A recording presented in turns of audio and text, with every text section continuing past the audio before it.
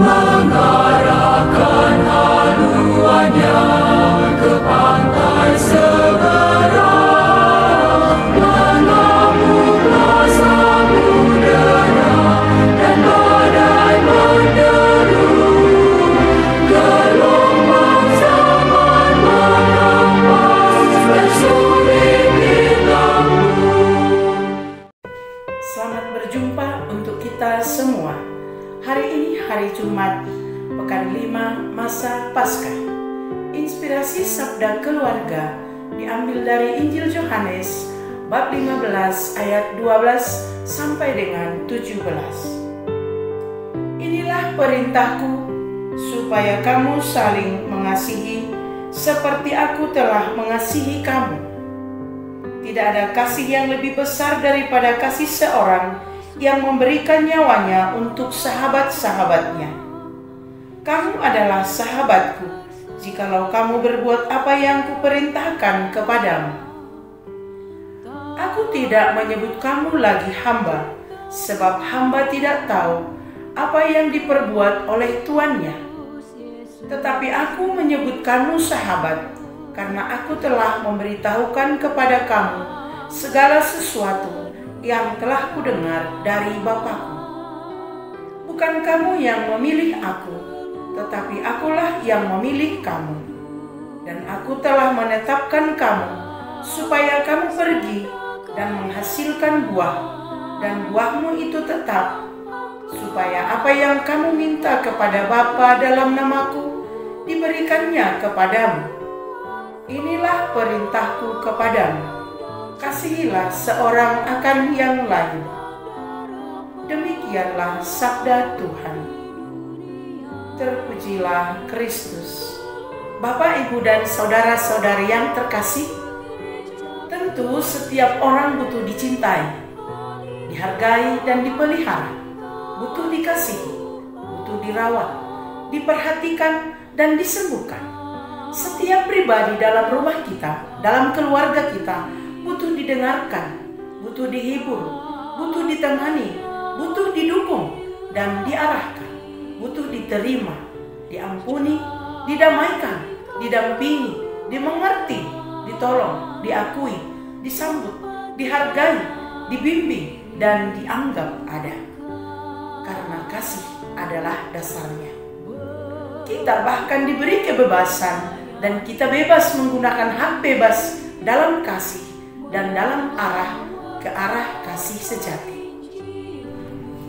Dari Injil hari ini ada 4 poin, paling tidak bisa lebih juga, tapi saya lihat ada 4 poin yang bisa kita renungkan secara singkat. Pertama, Yesus mengundang kita supaya saling mengasihi seperti Yesus telah mengasihi kita. Bapak, Ibu, dan saudara-saudari yang terkasih, melakukan kasih tidaklah mudah. Melakukan kasih itu gampang-gampang sulit. Gampang jika kita memiliki hati yang tulus, ikhlas, dan mau berkorban. Dan sulit jika kita menonjolkan ego kita. Ajaran kasih sejati, kasih yang tak bersyarat, yang merupakan hakikat diri Allah. Sebab Allah adalah kasih itu sendiri, dan Dia mengajarkan kita untuk seperti Dia. Apa tanda bahwa orang saling mengasihi? Tanda dalam keluarga adalah keakraban, rukun, teratur, damai, tidak ada konflik, tidak ada kesombongan, tidak ada yang mendominasi. Di dalamnya ada pengampunan, kerendahan hati, sehingga jarang ada kesalahpahaman.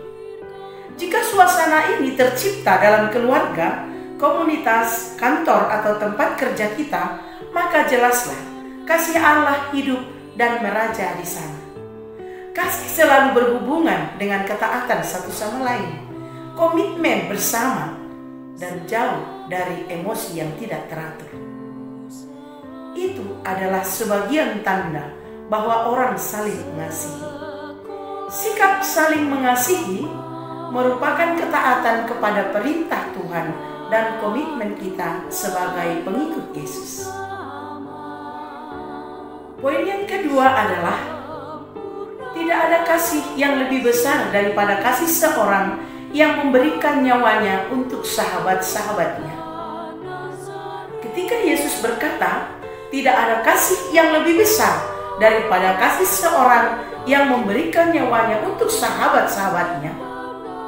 Yesus mengundang kita semua, mengharapkan kita semua untuk membangun persahabatan dan persaudaraan sejati yang tanpa batas dan sekat. Dan itu tampak dalam tindakan kasih seperti kita belajar menciptakan keharmonisan, mencintai perdamaian, menciptakan keadilan, menjunjung tinggi kejujuran, saling percaya, memiliki rasa solidaritas, jauh dari tekanan dan menekan, dan tidak ada intimidasi. Untuk ini semua, kita dituntut untuk siap atau rela berkorban, peduli, mau berbagi, dan saling perhatian. Ajaran cinta Yesus menjadi dasar dalam hidup seorang Kristen, karena cinta akan mengalahkan segala-galanya. Cinta kasih adalah pengorbanan, pelayanan total, dan tindakan kasih tanpa syarat, seperti Yesus yang rela hingga mati di salib.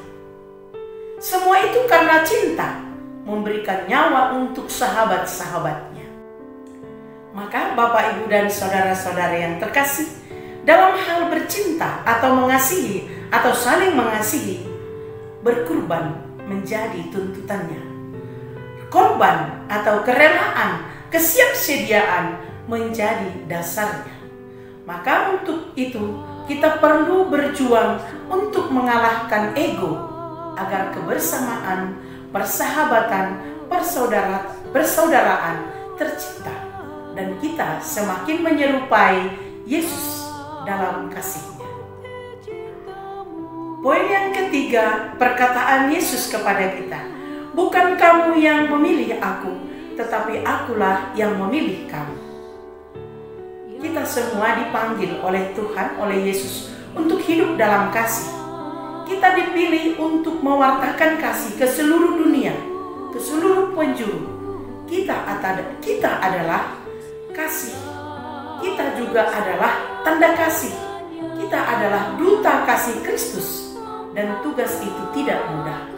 Menuntut pengorbanan, menuntut pelayanan yang total dan radikal.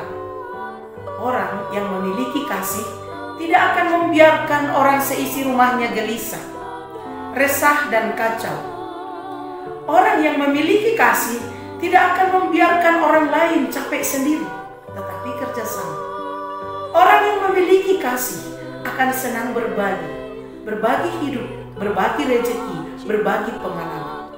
Orang yang memiliki kasih akan memiliki perhatian, rasa peduli, saling menolong, dan saling mendengarkan. Dan ini tidak mudah. Ini adalah sebuah perjuangan kita semua sebagai pengikut Kristus. Tapi mari kita berniat untuk memulainya. Hanya dengan demikian, tepatlah undangan Yesus kepada kita. Kamu adalah sahabatku, jikalau kamu berbuat apa yang kuperintahkan kepadamu. Aku tidak lagi menyebut kamu hamba, sebab hamba tidak tahu apa yang diperbuat oleh tuannya. Usaha kita adalah menjadi sahabat semua orang, terutama yang sakit, yang lemah, yang ada di sekitar kita membutuhkan pertolongan. Dan yang keempat yang menjadi permenungan kita adalah, dan aku telah menetapkan kamu supaya kamu pergi dan menghasilkan buah, dan buahmu itu tetap. Yesus mengharapkan agar kita pergi, diutus menjadi duta kasih Kristus, terlibat aktif dan dalam tindakan memberi kasih, terutama bagi yang terpinggirkan, bagi yang tertinggal, bagi yang lemah, yang sakit. Tapi pertanyaannya adalah, siapa yang lemah dan sakit di sekitar kita? Merekalah yang membutuhkan uluran tangan kasih kita. Mungkin mereka adalah salah satu dari anggota keluarga kita, salah satu anggota komunitas kita. Maka kita harus menjaga agar cinta kasih tetap eksis melalui kesaksian hidup kita setiap hari dalam kata dan perbuatan kita. Dan model cinta kita adalah model cinta Yesus, yakni pengorbanan. Dengan demikian, kita membawa berkat dan menjadi berkat bagi orang lain. Tantangannya adalah kita berjumpa dengan pribadi-pribadi yang cuek, egois, masa bodoh. Dan kadang juga kita menjadi seperti itu. Kadang kita juga cuek, kadang kita juga egois. Kita masa bodoh, cemburu, sulit mengampuni, dan susah menerima orang lain dalam kelemahan dan kelebihannya. Inilah tantangannya.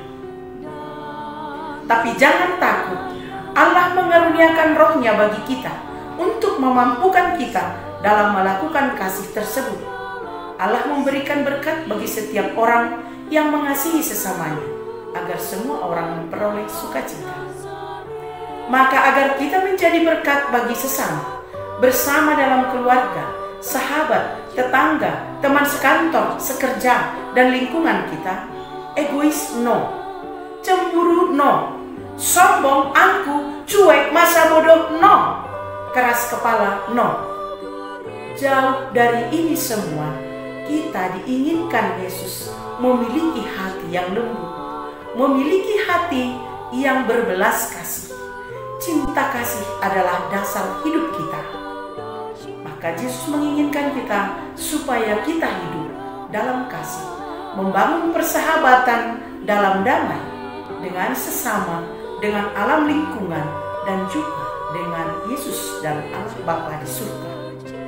Mari, tugas kita adalah belajar untuk saling mengasihi setiap hari. Semoga Tuhan memberkati. Amin. Keluarga